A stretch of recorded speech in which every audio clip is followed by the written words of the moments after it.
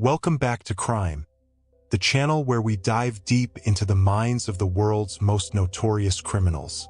Today's case is one that still chills the bones of even the most seasoned investigators. A name that echoes through the annals of American crime history: Jeffrey Dahmer.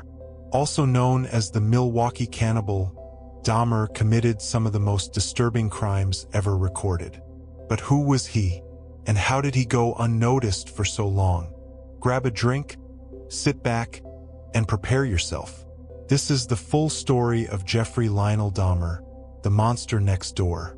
Jeffrey Lionel Dahmer was born on May 21, 1960, in Milwaukee, Wisconsin. From the outside, his childhood seemed relatively normal. His father, Lionel, was a chemist, and his mother, Joyce, struggled with mental health issues. The household was troubled, filled with arguments and emotional distance. But there were early warning signs.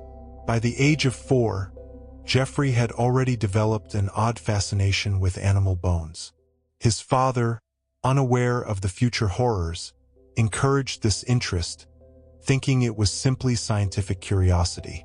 Jeffrey began collecting roadkill and dissecting dead animals in the woods behind his house. By his teens, Dahmer became increasingly isolated. He began drinking heavily at school, often bringing alcohol in hidden containers. His peers would later recall how he would fake seizures and mimic cerebral palsy for attention. Beneath all that, Dahmer was battling inner demons, struggling with his sexuality, his loneliness, and his growing, terrifying urges.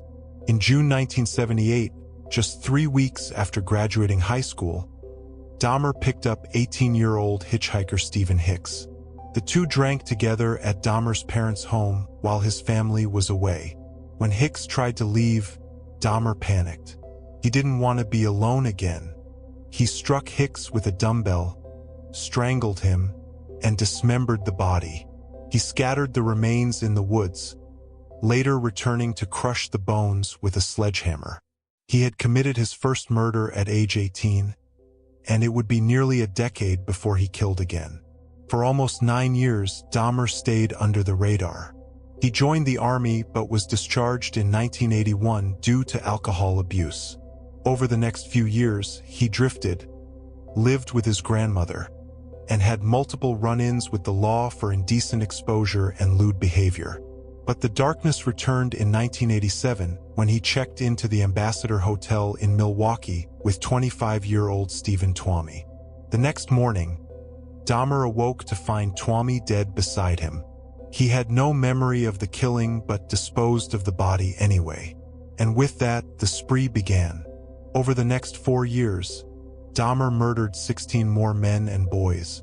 His victims were often lured from bars, bus stops, or shopping malls. He would offer money, alcohol, or photo shoots to lure them back to his apartment. Once inside, the pattern was horrifyingly consistent: drug them, kill them, and then desecrate their bodies. What set Dahmer apart from even other serial killers was the extreme level of depravity. He didn't just kill his victims. He raped their corpses, preserved body parts, and even ate some of them. He kept skulls as trophies. He photographed his victims at every stage of the murder. And most chilling of all, he tried to create zombies by drilling into their skulls and injecting acid while they were still alive. In his apartment, police would eventually find a refrigerator filled with human heads, jars of preserved genitalia, and an altar made from bones and candles, intended for some kind of personal power ritual. On July 22, 1991, 32-year-old Tracy Edwards managed to escape from Dahmer's apartment. He flagged down police, saying a man had tried to kill him. When officers arrived at apartment 213, they were hit with a smell they'd never forget. Inside, they discovered photographs of mutilated bodies, severed heads in the fridge, and evidence of unimaginable horror. Dahmer was arrested on the spot, and in his confession, he described everything in horrifying detail. The murders, the body parts, the necrophilia, the cannibalism, nothing was left out. He was shockingly calm and cooperative. In 1992, Jeffrey Dahmer stood trial for the murder of 15 young men and boys. He pled guilty but insane. However, the jury found him legally sane and fully responsible for his crimes. He was sentenced to 15 consecutive life terms, a total of 957 years in prison. Dahmer reportedly adjusted to prison life but remained a target. He claimed to have found God, was baptized, and even expressed remorse for his crimes. But not everyone believed he deserved redemption. On November 28, 1994, just 2 years into his sentence, Jeffrey Dahmer was beaten to death by a fellow inmate named Christopher Scarver at Columbia Correctional Institution in Wisconsin. Scarver later said that God told him to do it, and that Dahmer showed no remorse for his crimes. And just like that, the life of one of America's most twisted murderers came to an end. But his legacy, if it can be called that, lives on in books, films, and nightmares. Dahmer's story continues to haunt popular culture.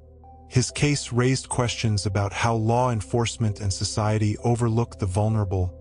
Many of his victims were young, gay men of color. Some of his crimes could have been prevented if police had listened more closely. One haunting example was 14-year-old Conorak Synthesumphone, who managed to escape but was returned to Dahmer's custody by officers who ignored neighbors' warnings. Conorak was murdered that same night. The case also forced America to confront its taboos around sexuality, mental illness, and justice. And even decades later, Dahmer remains one of the most infamous serial killers in the world. Jeffrey Dahmer's crimes are not just about one man's evil. They're also about a system that failed to protect the innocent. Let's remember the victims, not just the killer. Thanks for watching this in-depth look into the terrifying case of Jeffrey Dahmer. If you found this video insightful, give it a like, subscribe to our channel Crime, and hit the bell icon so you never miss an upload. We dive deep into the minds of the world's most notorious criminals every week. Until next time, stay safe, stay curious, and never ignore the signs.